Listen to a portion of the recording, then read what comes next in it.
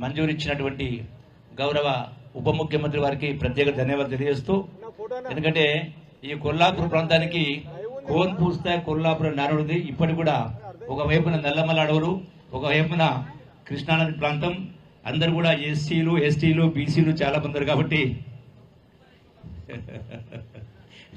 లేదా సబ్బుగా ఇంకా చాలా చేసేది ఉంది.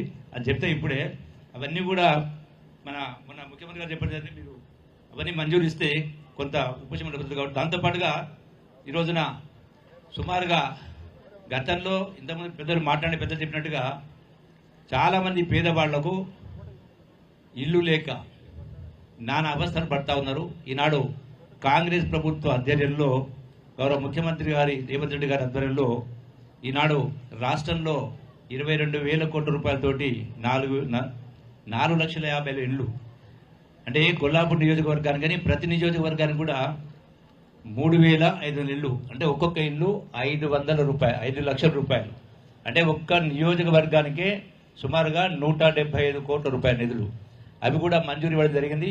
అవన్నీ కూడా మీకు మంజూరు పత్రాలు ఇచ్చి ఏర్పాటు చేస్తా ఉన్నాం. నా విజ్ఞప్తి, ఇంకా కొన్ని గ్రామాల నుంచి ఇప్పటిదాకా ఆ ఇందిరమ్మ కమిటీ సభ్యులు ఇప్పటికి కూడా కొన్ని గ్రామాలకు ఇంకా నేమ్స్ కూడా ఫైనల్ ఇవ్వలేదు. కాబట్టి వాళ్ళకు కూడా తొందరగా ఏమైనా కోరుకుంటూ, అట్లాగే ఈ రోజున రేషన్ కార్డ్స్ కూడా పెద్ద ఎత్తున రేషన్ కార్డ్స్ కూడా ఇచ్చేట్టు ఏర్పాటు చేస్తాం. సుమారుగా 5,000 రేషన్ కార్డ్స్. అంటే ఈ రేషన్ కార్డ్ సంబంధించి గడచిన 10 సంవత్సరాలు గత ప్రభుత్వాన్ని బతిమలాడినా గీమాన్న కూడా ఇవ్వలేదు. ఈనాడు 5,000 మందికి ఇలా రేషన్ కార్డు ఇచ్చే ఏర్పాటు చేస్తాను. అట్లాగే కళ్యాణ లక్ష్మి చెక్కులు ఇవన్నీ కూడా పెద్ద ఎత్తున మనం మంజూరు ఇచ్చేటట్టు ఏర్పాటు చేస్తా ఉన్నాం. దీంతో పాటుగా ఈరోజున చాలా అంశాలు ఉన్నాయి. ముఖ్యంగా ఈ ప్రాంతానికి సంబంధించి ఇప్పుడు ఏదైతే సోమశిల సిద్ధేశ్వరం, మీరు వినాలి డిప్యూటీ సీఎం గారు, సోమశిల సిద్ధేశ్వర బ్రిడ్జ్ ఒక బ్రిడ్జి అయితే మొత్తం ఈ యొక్క పాలమూరు జిల్లాకు సంబంధించి సాగునీటి సమస్య ఉంది. కాబట్టి ఈనాడు శ్రీశైలం ప్రాజెక్టుకు పొక్కగొట్టి అటు పోతిరెడ్డిపాటి నుంచి లిఫ్ట్ల ద్వారా రోజుకు 9 టీఎంస్ నీళ్లు తీసుకునే ప్రయత్నం జరుగుతూ ఉంది. మనం చట్టపరంగా ఎన్ని చేసినా ప్రభుత్వం ఇబ్బంది ఎదుర్కొంటుంది. దీనికి ఈ కృష్ణానది జలాలకు సంబంధించి ప్రధానంగా ఇప్పుడు మనం ఎక్కడైతే వెల్టూరు దగ్గర మనం సబ్స్టేషన్ ప్రారంభం చేసుకున్నాం, వెల్టూరు చిన్నమరి మధ్యలో ఆ యొక్క కృష్ణానది పైన డ్యామ్ కడితే సుమారుగా ఒక 60 టీఎంసీల నీళ్లు మనం స్టోర్ చేసుకోగలుగుతాం. ఎందుకంటే ఈ రోజున కృష్ణానది నిండా ఉన్నా, శ్రీశైలం ప్రజల నిండా ఉన్నా కూడా అటు పోతిరెడ్డిపాటి నుంచి వాళ్ళకి లిఫ్ట్ పెట్టినప్పుడు అది స్టార్ట్ అయితే 2-3 మాసాల లోపలనే శ్రీశైలం ఖాళీ పరిస్థితి ఉంది. అందుకని అన్నిటికంటే ముఖ్యమైనది అక్కడ డ్యామ్ నిర్మాణం చేసి అక్కడ 60 టీఎంసీలో 70 టీఎంసీలో 1 ఎకరం పొలం కూడా మునగదు. ఆ డ్యామ్ నిర్మాణం చేసి ఆ డ్యామ్ నుంచి ఇటు నార్లాపూర్ రిజర్వాయర్కు, నార్లాపూర్ పంపుల కాడికి, ఎల్లూరు కల్వకుర్తి లిఫ్ట్ కాడికి ఆ నీళ్లను మనం మళ్లించుకోవాలి చేస్తే మనకు ఎండాకాలంలో కూడా ఏప్రిల్ మేలైనా ఈ మొత్తం 6-7 తాలూకాలు టోటల్గా సాగునీటి సంబంధించి ఇంక్లూడింగ్ పాలమూరు రంగారెడ్డి ప్రాజెక్టుకు సంబంధించి కూడా మనకు ఆ నీటిని వినియోగించుకోగలుగుతాయి. కాబట్టి దానిపైన ప్రత్యేక శ్రద్ధ వహించి గౌరవ ముఖ్యమంత్రి గారు కూడా విజ్ఞప్తి చేసే కార్యక్రమం చేసి పెద్ద ఎత్తున అత్యంత ప్రాధాన్యత ఇచ్చేస్తే సరే, ఒకసారి పెట్టుబడి కాబట్టి దాన్ని అత్యంత ముఖ్యమంత్రి తీసుకోవాలని కోరుకుంటూ, రెండవది కొల్లాపూర్ నియోజకవర్గం సంబంధించి ఆనాడు శ్రీశైలం ప్రాజెక్టులో సుమారుగా 30-35 గ్రామాల పైన మునిగిపోవడం జరిగింది. ఒక కొల్లాపూర్ కాదు, కొల్లాపూరు, వనపర్తి, అలంపూరు నియోజకవర్గం సంబంధించి ఈ గ్రామాలు మునిగిన కారణంగా వాళ్ళకు ఆనాడు కేవలం 2,500 రూపాయలు ఎకరానికి ఇచ్చినటువంటి నష్టపరిహారం. ఆ డబ్బులు చాలా డబ్బులతో ఆనాడు ఎక్కడెక్కడో కొంత వసపోయిన ఉన్నవాళ్ళు ఆ మట్టి మిద్దెలు నిర్మాణం చేసుకున్నారు. సుమారు 45 సంవత్సరాలు అవుతా ఉంది. ఈ మట్టి మిద్దెలకు కూలిపోయి ఆ ఏటిగడ్డపల్లెల్లో కొప్పనూరు, పెద్దమారు, వెల్టూరు, చిన్నమారు ఇట్లా అన్ని గ్రామాలలో చాలామంది ఇల్లు కూలి చనిపోవడం జరిగింది. కాబట్టి మన ముఖ్యమంత్రి గారు విజ్ఞప్తి చేయడం జరిగింది. డిప్యూటీ సీఎం గారు మీకు కూడా విజ్ఞప్తి చేస్తాను, దయచేసి అదనంగా ఈ ముంపు గ్రామాల వాళ్ళు, అట్లాగే నార్లాపూర్ రిజర్వాయర్లో ముంపు మునిగిపోయినటువంటి వాళ్ళకు కూడా ఆ జీవో 1, 2, 3 ప్రకారం చేయడం వల్ల నష్టం జరిగింది. వాళ్ళకు కూడా ఇండ్లు రాలేదు కాబట్టి కలిపి అదనంగా 3000 ఇండ్లు యొక్క ఇందిరమ్మ ఇండ్లు మంజూరు చేయాలనేవి ప్రత్యేకంగా నేను కోరుకుంటా ఉన్నా. దీంతో పాటుగా మొన్న జెడ్ప్రోలో ముఖ్యమంత్రి గారికి విజ్ఞాపన పత్రం ఇవ్వడం జరిగింది. ఎందుకంటే విద్యాపరంగా గతంలో లేకున్నా ఈనాడు ఒక డిగ్రీ కాలేజ్ మాత్రం ఉంది, కానీ ఒక పాలిటెక్నిక్ కాలేజ్, ఒక ఇంజనీరింగ్ కాలేజ్, ఒక ఐటీఐ కాలేజ్ కొల్లాపూర్కు ప్రత్యేక శ్రద్ధ తీసుకొని దీన్ని మంజూరు చేయించాల్సిందిగా మేము కోరుకుంటేటువంటి కార్యక్రమం చేస్తూ ఉన్నాం. ఇంకో విషయం ఉంది, ఏదైతే శ్రీశైలం ప్రాజెక్టులో ముంపు గురైనటువంటి వాళ్ళు చాలామంది విద్యార్హత ఉన్నా కూడా ఉద్యోగాలు రాని కారణంగా 98 జీవో అనేది ఎప్పుడో 30 సంవత్సరాల కింద 98 జీవో ఇచ్చింది. కానీ ఈనాటికి కూడా వాళ్ళకి ఎలాంటి ఉద్యోగ అవకాశాలు రాలేదు. కాబట్టి కనీసం పంచాయత్ సెక్రటరీలా లష్కర్లుగానో ఏదో రకంగా కుటుంబానికి న్యాయం జరగాల్సిన అవసరం ఉంది.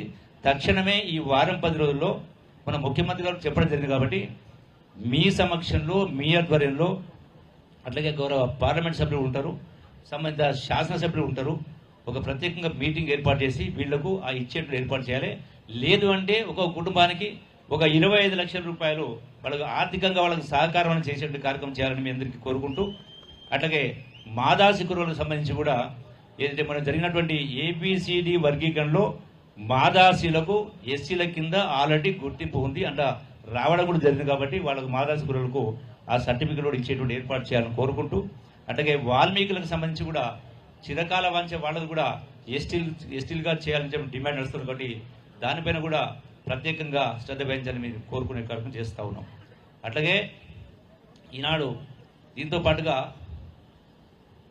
మన గౌరవ పార్లమెంటు సభ్యులు కూడా వాళ్ళు అభినందిస్తూ ఉన్నా. ఎందుకంటే ప్రతి గ్రామంలో లైబ్రరీల ఏర్పాటుకు సంబంధించి 1 కోటి రూపాయలు మంజూరు ఇచ్చినందుకు ఈ యొక్క 4 నియోజకవర్గాల తరఫున మిమ్మల్ని అభినందిస్తూ, అట్లాగే గౌరవ ఎన్ఎం శ్రీనివాసరెడ్డి గారు రూపొందించినటువంటి ఆ విద్యా వ్యాప్తి కోసం ఏదైతే డిజిటల్ ఎడ్యుకేషన్ కింద ఇవ్వడం జరిగిందో ఆ బుక్స్ కూడా మిమ్మల్ని కూడా అభినందించేటువంటి కార్యక్రమం చేస్తూ ఉన్నాం.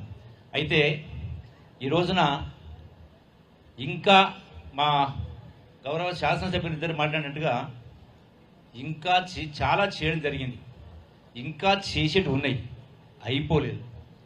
చెయ్యాలని తపన ప్రభుత్వానికి, ఈ కాంగ్రెస్ ప్రభుత్వానికి, ప్రభుత్వానికి చెప్పిన ప్రతి మాట నిలబెట్టుకునే ప్రయత్నం చేస్తూ ఉంది. అయితే మనకి ఇక్కడ గమనించాల అంశాలను కొన్ని ఉన్నాయి, చెప్పాల్సిన అవసరం ఉంది. ఎందుకంటే అన్నీ ఉన్నా అల్లు నోటు శని అన్నట్టుగా గత ప్రభుత్వ పాలనలో, నేను కూడా గత ప్రభుత్వంలో మంత్రిగా ఉన్నా, మీరు అడగవచ్చు, ఆనాడు తెలంగాణ వాదం కోసమో తెలంగాణ ఉద్యమం కోసమో విద్యార్థులకు ఇచ్చిన మాట ప్రకారం ఆనాడు తెలంగాణ రాష్ట్రం కోసం ప్రయత్నించడం జరిగింది. అయితే వాళ్ళ 10 సంవత్సరాల పరిపాలన చూసిన తర్వాత ధనిక రాష్ట్రాన్ని, అంటే ఆనాడు మిగులు బడ్జెట్ను గత ప్రభుత్వానికి అప్పగించిన తర్వాత ఆనాడు అంటే 2004లో కేసీఆర్ ముఖ్యమంత్రి అయినాడు ఈ రాష్ట్రం పైన ఉన్న అప్పు కేవలం 75,000 కోట్ల రూపాయలు ఉండే. ఈ 75,000 కోట్ల రూపాయలకు సంవత్సరానికి వడ్డీ 6,500 కోట్ల వడ్డీ కడతా ఉంటుంది. కానీ 10 సంవత్సరాల కేసీఆర్ గారి పరిపాలన పుణ్యం అని చెప్పని 75,000 కోట్ల అప్పు పోయి 8 లక్షల కోట్ల అప్పు అయింది. ఈ రోజున నెలకు, ఆనాడు సంవత్సరానికి 6,500 కోట్ల రూపాయలు వడ్డీ కట్టాల్సి వస్తూ ఉంటే ఈనాడు నెలకు 6,500 కోట్ల రూపాయల వడ్డీ కట్టాల్సి వస్తూ ఉంది. అంటే అయినా కూడా, అంటే ఇంత ఆర్థిక ఇబ్బందులు ఉన్నా కూడా చెప్పినటువంటి ప్రతి మాట కూడా నిలబెట్టే ప్రయత్నం చేస్తూ ఉన్నాం. ఈనాడు ఇంతమంది చెప్పినట్టుగా ఇందిరమ్మ ఇల్లు కావచ్చు, ఆర్టీసీ బస్సు కావచ్చు, 200 కరెంట్ యూనిట్ కావచ్చు, రుణమాఫీ కావచ్చు, చెప్పని కూడా చేస్తూ ఉన్నాం. సన్న బియ్యం ఇవ్వడం కావచ్చు, అట్లాగే దొడ్డి బియ్యానికి 500 రూపాయల బోనస్. 500 రూపాయల బోనస్ అంటే క్వింటాల్, 1 ఎకరా సన్నవడ్లు పండిస్తే తక్కువకు తక్కువ 25 క్వింటల్ వస్తుంది. 25 క్వింటలకు 6,000 రూపాయలు చొప్పున అంటే మరి సుమారుగా 15,000 రూపాయలు. అంటే ఎకరానికి 15,000, ఎకరానికి 15,000 రూపాయలు బోనస్ దొడ్డుబడ్ల కంటే, అంటే పంటకు ఎకరానికి 5,000 రూపాయలు రైతు భరోసా అన్నాడు. గొప్పగా గత ప్రభుత్వం చెప్పింది, సంతోషం. కానీ ఒక్క ఈనాడు బోనస్ ద్వారా ఒక్కొక్క రైతుకు ఒక్కొక్క ఎకరానికి అదనంగా 15,000 రూపాయలు, అంటే మూడు రైతు భరోసాలకు సమానం. అది కూడా ఇచ్చి ఏర్పాటు చేయడం జరిగింది. అట్లాగే ఇంకా మిగిలింది 2,500 రూపాయలు పెన్షన్ ఎందుకు ఇస్తలేరు, ఇప్పుడే లెక్క చెప్పిన. ఈ ప్రభుత్వం వచ్చి కేవలం 1.5 సంవత్సర కాలమైంది. ఇంకా ఈ ప్రభుత్వం 3.5 సంవత్సరాలు, ఆ తర్వాత మరో 5 సంవత్సరాలు. కాబట్టి ప్రతి ఒక్కటి కూడా అమలు చేసేటువంటి కార్యక్రమం చేయడం జరుగుతుందని చెప్పని మీ అందరికీ సవినయంగా విజ్ఞప్తి చేస్తూ, డిప్యూటీ సీఎం గారికి ఎట్లా, ఎందుకంటే రాష్ట్ర ప్రభుత్వం తరఫున మీరు ఆర్థిక శాఖ మంత్రులు కాబట్టి చాలా గ్రామాలు, పెద్ద పెద్ద గ్రామాల్లో గతంలో నక్సల్స్ కారణంగా అక్కడ ఉన్న బ్యాంకులను ఎత్తివేయడం జరిగింది. ఇప్పటికి కూడా తూముకుంటలో బ్యాంకు రావాల్సిన అవసరం ఉంది, కొత్త మండలాలు చిన్నంబాయిలో ఒక బ్యాంకు రావాల్సిన అవసరం ఉంది, పెద్ద గ్రామాల కలవరాలో ఒక బ్యాంకు రావాల్సిన అవసరం ఉంది. వాటన్నిటిని కూడా మీకు రిప్రజెంట్ ఇచ్చి కార్యక్రమం చేస్తాం. కాబట్టి ప్రత్యేకంగా రాష్ట్ర స్థాయిలో సంబంధిత చైర్మన్స్ తోటి, ఎండీస్తో మాట్లాడి ఈ బ్యాంక్స్ను కూడా మళ్ళీ పునరుద్ధరించేటువంటి కార్యక్రమం చేయాలని చెప్పని మీకు సవినయంగా విజ్ఞప్తి చేస్తూ, ఇరిగేషన్ సంబంధించి గతంలో ఒకనాడు కొల్లాపూర్ తాలూకాకు పిల్లనివ్వాలంటే ఇచ్చేవాళ్ళు కాదు, తాగడానికి లేక నారిపుళ్ళు అయ్యేది. మరి అటువంటిది ఈనాడు సరే గడచిన ఆనాడు కాంగ్రెస్ ప్రభుత్వం రాజశేఖర్ గారి ఉన్నప్పటి నుంచి కూడా ఈ కలవకుర్తి లిఫ్ట్ కావచ్చు, బీమా కావచ్చు, ఇవి తెచ్చుకున్న కారణంగా ఈనాడు చాలా గ్రామాలు, ఇంకా 5-10 గ్రామాలు మిగిలిపోయినాయి. వాటికి కూడా అది కూడా ఫైల్ మీ దగ్గరికి వస్తుంది, వాటిని కూడా శాంక్షన్ చేయించాల్సిన అవసరం చెప్పని మీ అందరికీ సవినంగా విజ్ఞప్తి చేసుకుంటూ, మరి ఈ రోజున దీంతో పాటుగా విద్యకు సంబంధించి ప్రత్యేకంగా శ్రద్ధ తీసుకునే కార్యక్రమం చేయాలని మనవి చేసుకుంటూ, రెండవది నా శాఖ కల్చర్ శాఖ, దాని గురించి కూడా 2 మాటలు చెప్పాల్సిన అవసరం ఉంది. ఎందుకంటే మీరందరూ సంతోషంగా ఉన్నారు కదా, ఉన్నారా? సంతోషంగా ఉన్న వాళ్ళు చేయొద్దండి. అమ్మ అందరూ ఎత్తిండ్రు, మా కౌన్సిలర్లు అందరూ సంతోషంగా చేతులు ఎత్తిండ్రు. మీరెవ్వరు కూడా సంతోషంగా లేరు, నాకు లెక్క తెలుసు. మిమ్మల్ని అడుగుతా, అప్పులున్న ఒకసారి చేయొద్దండి. అప్పులున్న వాళ్ళు మరి ఇన్ని అప్పులు ఉంటే సంతోషంగా ఎట్లున్నారు? ఇన్ని అప్పులు ఉంటే సంతోషంగా నిద్ర పడుతుందా? ఒకవైపున మీ కష్టం అంటే మీ ముత్తాతలు, తాతలు, తండ్రులు, మీరు మీ కొడుకులతో కష్టపడతా ఉన్నారు, సేద్యం చేస్తూ వ్యవసాయం చేస్తున్నారు, వ్యాపారాలు చేస్తున్నారు, ఉద్యోగాలు చేస్తున్నారు, కూలీనాలు